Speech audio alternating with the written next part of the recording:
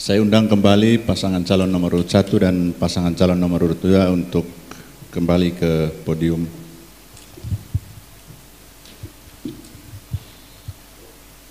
Pendengar Radio Manggarai dan pemirsa live streaming KPU Kabupaten Manggarai di mana saja berada, sekarang kita akan masuk pada segmen 4, yaitu segmen debat antara calon bupati dan calon wakil bupati. Pertanyaan yang ada di dalam segmen ini merupakan pertanyaan-pertanyaan yang berkaitan dengan isu-isu aktual yang tentunya merujuk pada tema debat kita pada pagi hari ini. Berikutnya saya persilakan calon bupati nomor urut 1 untuk menuju ke meja yang telah disediakan untuk mengambil bola undian dan ditunjukkan kepada saya dan kita semua. Silakan Bapak.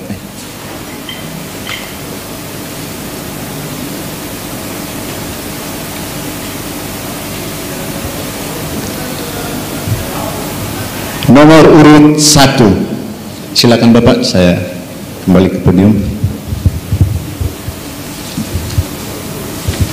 Saya akan mengambil amplop pertanyaan dengan nomor urut 1. Amplop pertanyaannya masih tersegel rapi.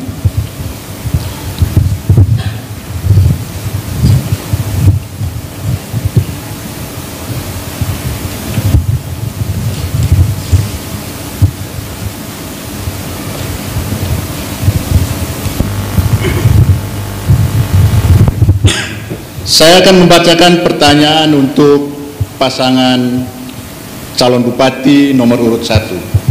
Disimak Bapak ya. Kondisi kesehatan anak-anak dan generasi muda adalah masa depan berkelanjutan pembangunan di Kabupaten Manggarai. Kendati demikian, jumlah penderita gizi buruk atau stunting di kabupaten ini cukup tinggi.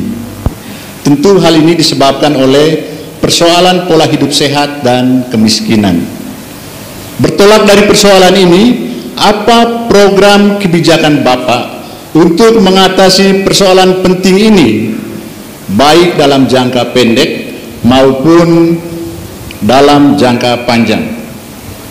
Saya persilakan pasangan calon nomor urut 1 untuk menjawab 5 menit dari sekarang.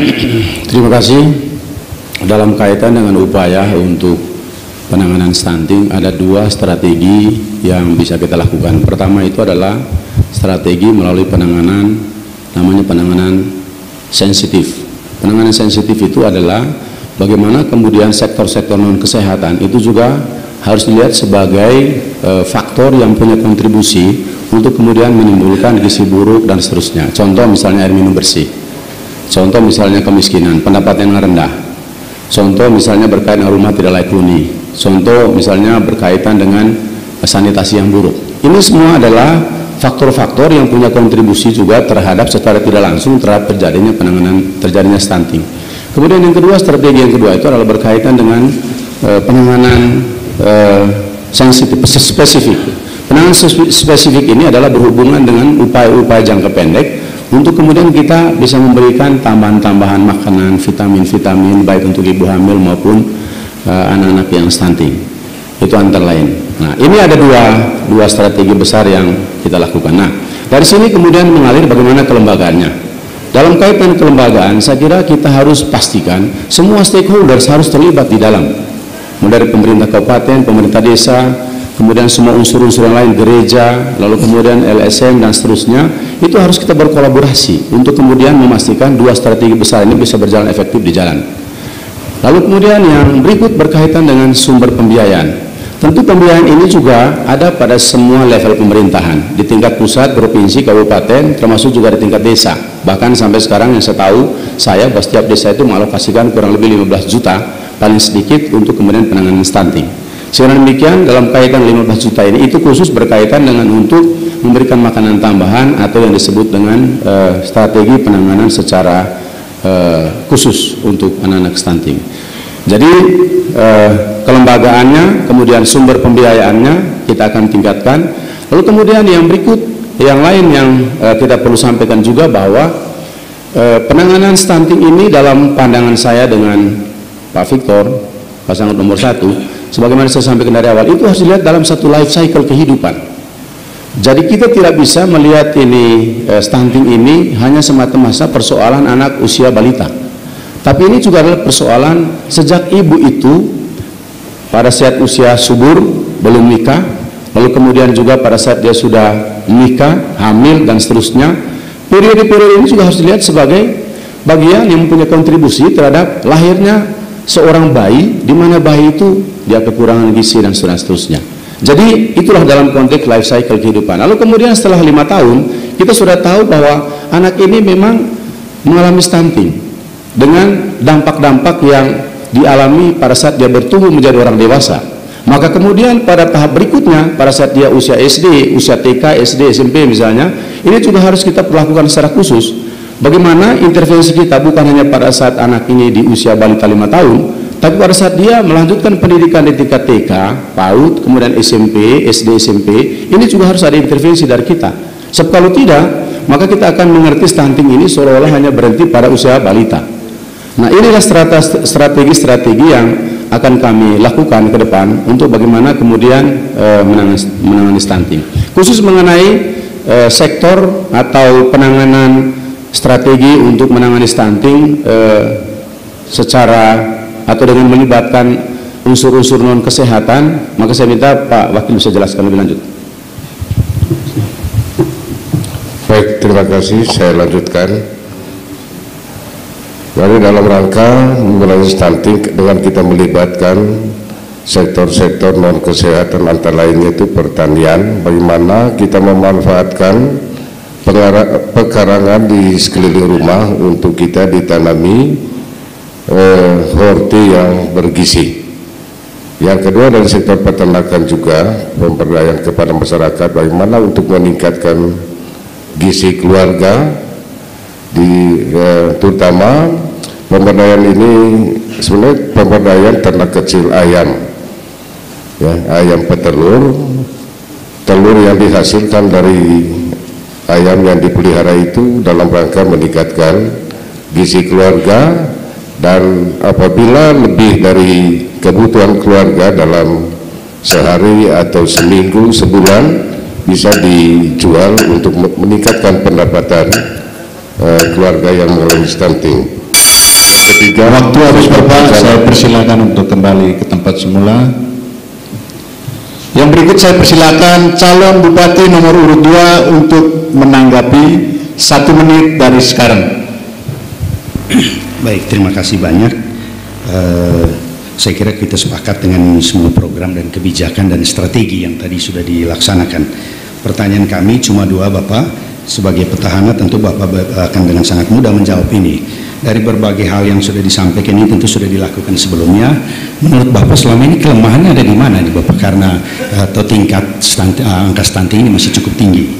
Pertama, yang kedua, menarik tadi Pak Wakil Bupati sampaikan berkaitan dengan ayam dan telur. Pertanyaan saya, ayam dan telur itu sudah dilakukan, sudah dibagi atau baru mau direncanakan Bapak? Terima kasih. Masih ada waktu? Masih mau ditambah? Sudah. Oke, terima kasih. Baik, kesempatan berikut saya persilakan calon Bupati nomor urut 1 untuk menjawab. 1 menit dari sekarang. Baik, terima kasih. Jadi saya kira stunting ini berhubungan dengan manusia, baik manusia orang tuanya, manusia masyarakat, termasuk juga manusia yang dilahirkan itu sendiri.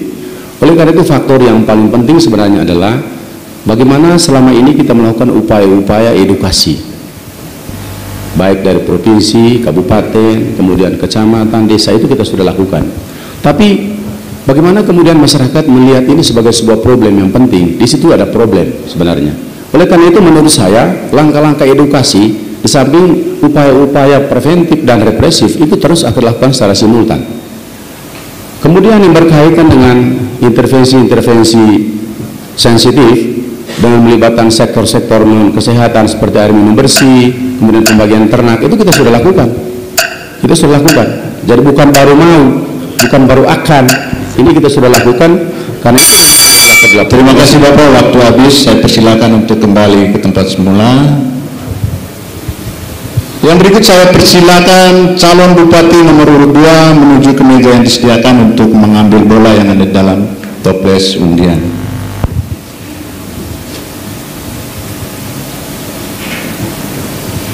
Ya, nomor 4. Terima kasih Bapak. Silakan Bapak kembali ke podium. Amplopnya masih tersegel dengan nomor urut 4.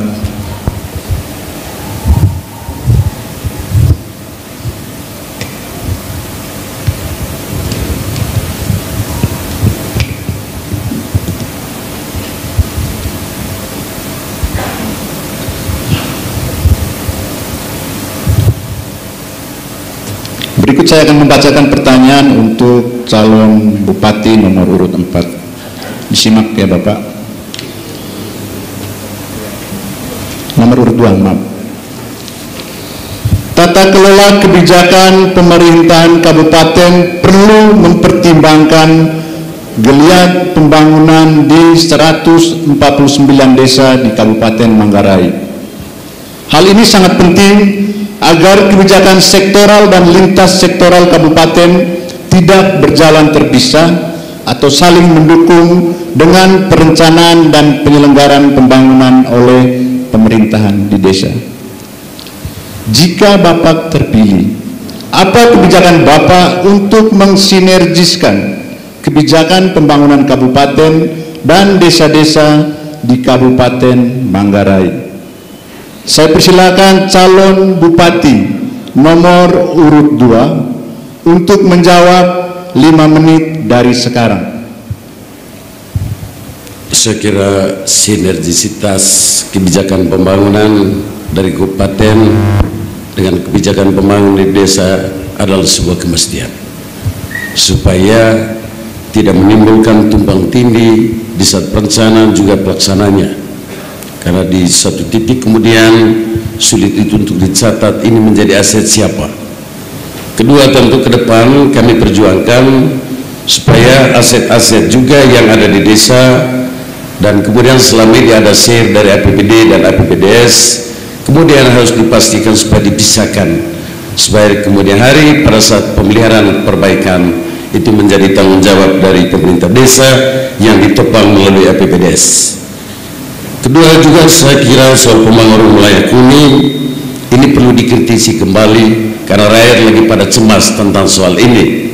Rakyat lebih suka supaya terima kunci daripada harus setengahnya dari intervensi pemerintah, sebagiannya itu adalah dari masyarakat.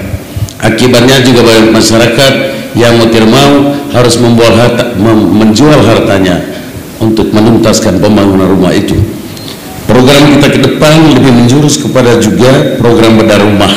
Artinya apa yang menjadi bagian dari intervensi sesuai dengan kekuatan keuangan pemerintah daerah melalui APBD itu bisa menyelesaikan persoalan rumah yang rusak atau rumah yang tidak layak huni yang sekarang ini dirasakan oleh masyarakat kita. Kedua, tentu saya kira juga perlu ada diskusi yang serius antara pemerintah kabupaten dengan desa untuk memastikan juga sebenarnya seberapa kuat penguatan kapasitas pemerintahan desa itu menjadi bagian dari intervensi penting secara akademik itu diperlihatkan kepada desa, sehingga desa, pemerintah desa tidak hanya sekedar menjadi sebuah pemerintah di tingkat bawah, tetapi dari sisi pemberdayaan tidak cukup diperlihatkan, sehingga berakibat terhadap penyelenggaraan pemerintahan dan pembangunan desa seringkali juga keluar dari apa yang semestinya menjadi kisi-kisi penyelenggaraan pemerintahan dan pembangunan yang bebas korupsi, kolusi dan nepotisme. Kemudian kami juga pikir program jelajah desa adalah bagian dari strategi paket hari-hari ke depan untuk melakukan pemetaan potensi desa dan kisah sukses penyelenggaraan pemerintah desa menjadi pilot project bagi desa-desa yang lainnya yang belum mengalami kemajuan yang berarti. Terima kasih. Silakan Bapak, masih ada waktu. Manggarai yang maju adalah desa-desa di Manggarai yang maju. Dengan demikian maka basis perencanaan pembangunan dan implementasi berbagai program itu tergantung pada pelaksanaannya pada tingkat desa. Karena itu maka salah satu wujud sinergitas yang akan kita lakukan adalah pengawasan pelaksanaan pembangunan yang dibiayai oleh APBD Kabupaten. Pengawasannya itu juga dilakukan oleh kepala desa dan BPD serta masyarakat desa. Kita akan mencari formula yang baik, yang pasti untuk menjamin adanya kepastian hukum, kepastian administrasi bagi setiap pihak yang terlibat dalam pelaksanaan program yang dibiayai oleh APBD Kabupaten, sehingga program tersebut tidak hanya selesai dari sisi output tetapi juga berdampak bagi masyarakat di desa. Saya kira itu yang kami bisa sampaikan. Terima kasih. Masih ada waktu Bapak? Mungkin masih mau ditambahkan? Oh ya, cukup. Kesempatan berikut saya berikan kepada calon bupati nomor urut 1 untuk menanggapi 1 menit dari sekarang. Baik, terima kasih. Apapun yang kita lakukan dalam kaitan dengan tata kelola pemerintahan, basisnya ada regulasi. Kita tidak bisa melakukan segala sesuatu tanpa memperhatikan bagaimana regulasi mengatur soal itu. Contoh, berkaitan dengan pembangunan rumah tidak layak huni. Berdasarkan regulasi yang ada, pembangunan rumah tidak layak huni itu sifatnya stimulan. Oleh karena itu, stimulan, kita memberikan stimulasi kepada masyarakat supaya masyarakat itu sendiri bisa juga berperan dalam rangka untuk bisa keluar dari kemiskinan.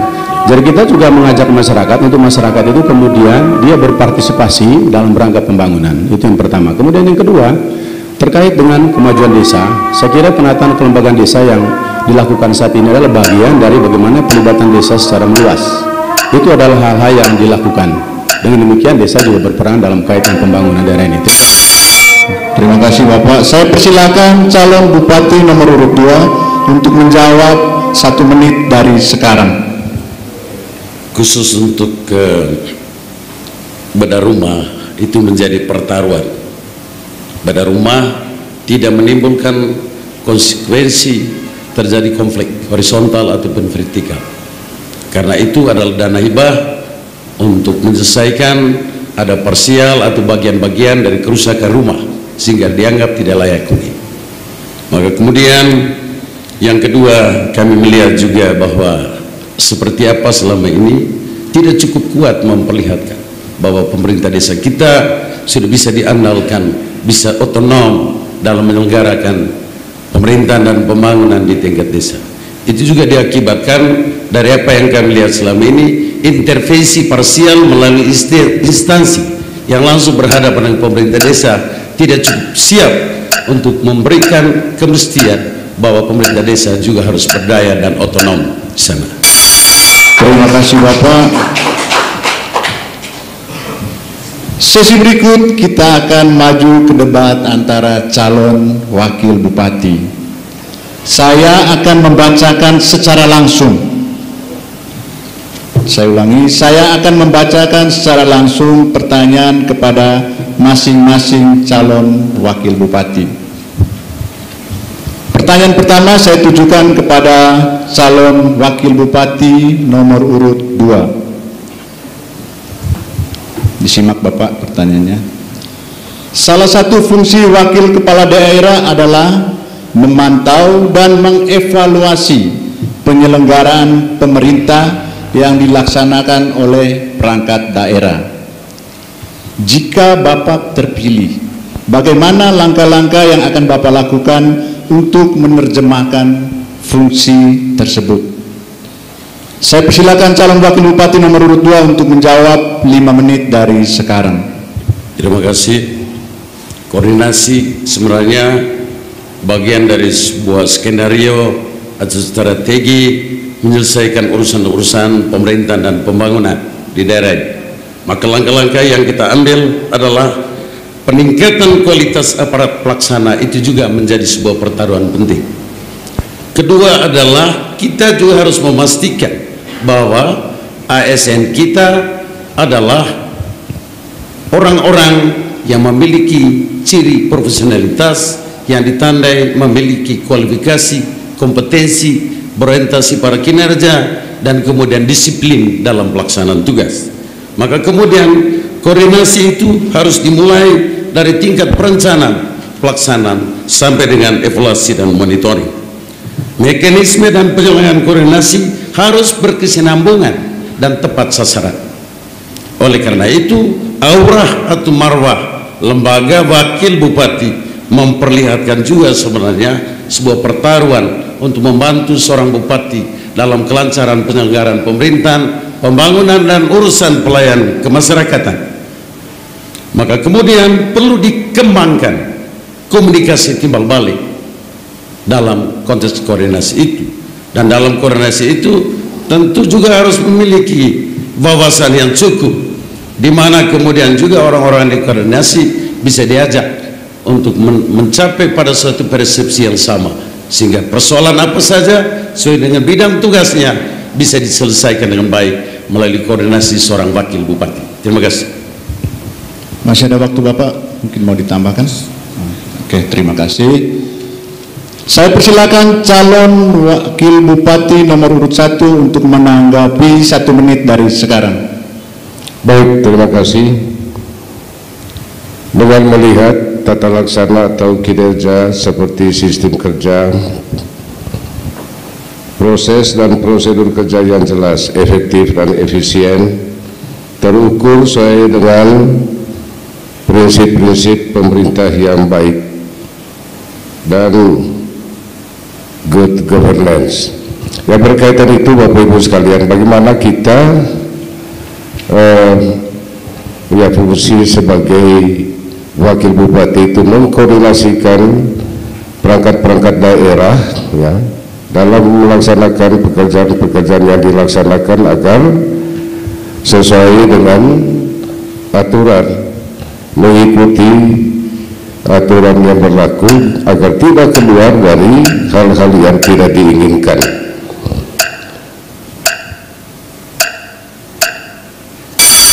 Waktu habis Bapak, saya persilakan untuk kembali. Saya persilakan kembali calon wakil bupati nomor urut 2 untuk menjawab 1 menit dari sekarang. Saya kira suasana kebatinan kerja itu juga menjadi hal yang penting di dalam penyelenggaraan pemerintahan dan pembangunan ini. Maka orang Manggarai mengatakan neka lawata, neka bencenembor, neka pawal, sina marihia, saya maring wakil, neka ngampang tanah, Mohon floor untuk neka tenang. ngawebai.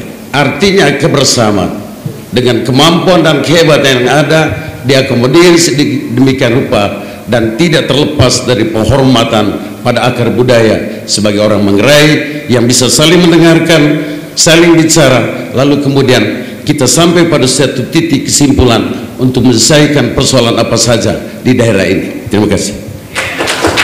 Masih ada waktu Bapak, mungkin masih mau ditambahkan? Oke, terima kasih. Saya persilakan untuk kembali ke tempat semula. Pertanyaan kedua saya tujukan kepada calon wakil bupati nomor urut 1. Mohon disimak Bapak. Salah satu tugas wakil kepala daerah adalah melakukan fungsi koordinasi kegiatan perangkat daerah dan menindaklanjuti laporan dan temuan hasil pengawasan aparat pengawasan. Jika Bapak terpilih, bagaimana langkah-langkah yang akan Bapak lakukan untuk menerjemahkan fungsi tersebut? Saya persilakan calon wakil bupati nomor 1 untuk menjawab 5 menit dari sekarang. Baik, terima kasih. Langkah-langkah yang ditempuh, pertama, mengefektifkan peran lembaga pengawas yakni inspektorat, dan juga merespons hasil penilaian kinerja yang dilaksanakan oleh lembaga-lembaga pemerintah pusat seperti dalam hal ini Badan Pemeriksa Keuangan, BPK, KPK, dan lembaga lainnya, agar dalam menjalankan roda pemerintahan ini yang saya katakan tadi good governance ini, agar betul-betul bebas dari korupsi atau penyalahgunaan wewenang dari setiap perangkat daerah di Kabupaten Manggarai ini. Yang kedua, mengefektifkan kerja sesuai dengan target kinerja dan waktu berdasarkan acuan kinerja, yakni input, output, outcome, dan impact. Jadi mulai dengan proses, input, proses, hasil, manfaat, dan dampak, ya, sehingga terciptanya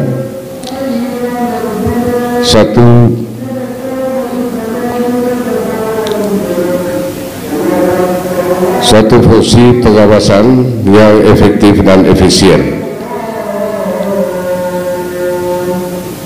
Masih ada waktu Bapak, masih banyak, silakan. Yang berikut,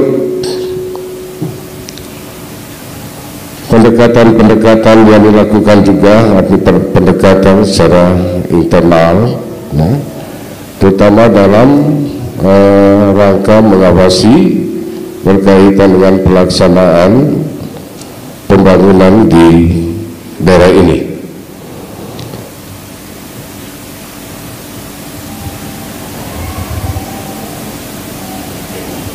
Juga melakukan pengawasan bukan hanya terhadap perangkat-perangkat daerah, tapi juga terhadap lembaga-lembaga vertikal, ya, seperti keagamaan, perguruan tinggi, LSM, dan lembaga vertikal lainnya.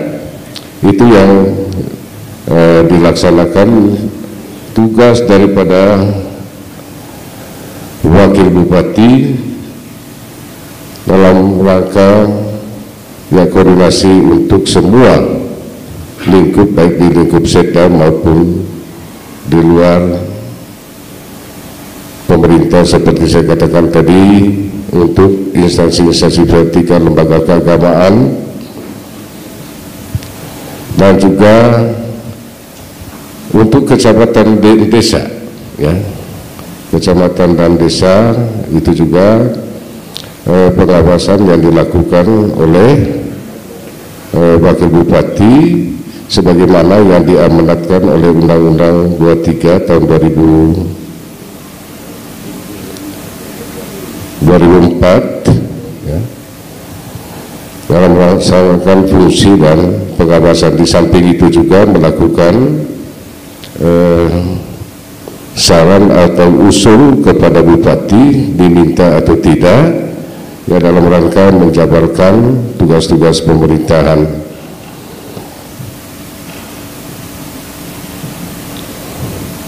Silakan Bapak, masih ada waktu.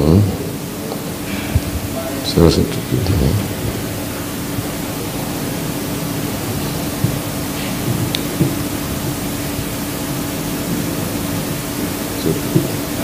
Oke, terima kasih. Kesempatan yang berikut saya persilakan kepada calon wakil bupati nomor urut 2 untuk menanggapi 1 menit dari sekarang. Ini sebuah pertanyaan, ada belasan miliar temuan inspektorat 5 tahun terakhir belum bisa ditindaklanjuti. Kira-kira apa skenario untuk bisa menyelesaikan persoalan ini? Kemudian masih banyak pejabat yang harus masuk penjara. Kira-kira intervensi antisipatif dan preventif dari kita untuk menyelesaikan persoalan ini. Paling tidak saya mau katakan para kepala dinas, kepala badan hanya sebagian kecil dari sebuah struktur yang harus bertanggung jawab terhadap sebuah persoalan hukum akibat karena salah urus proyek. Jujur ini proyeknya bupati dan wakil bupati dikerjakan oleh para staf, kepala dinas, kepala badan. Kira-kira antisipasi preventif supaya kepala dinas dan kepala badan ini jangan sampai masuk penjara gara-gara urus proyek. Terima kasih. Terima kasih Bapak. Kesempatan yang berikut saya persilakan kembali calon wakil bupati nomor urut 1 untuk menjawab 1 menit dari sekarang. Baik, terima kasih.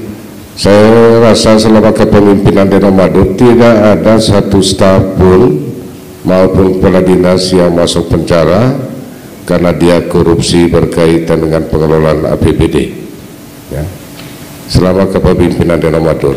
Yang berkaitan itu saya selaku wakil bupati melakukan tugas-tugas pengawasan itu dengan mencermati atau mendalami hasil-hasil laporan hasil pemeriksaan baik yang dilakukan oleh Inspektorat Kabupaten maupun Inspektorat Provinsi, juga dengan Badan Pemeriksa Keuangan. Tentu hal ini tidak sampai menjerumuskan ya, aparat baik itu kepala dinas, kepala bagian sampai dengan staf dalam mengelola. Terima kasih Bapak, waktu habis. Saya persilakan untuk kembali ke tempat semula.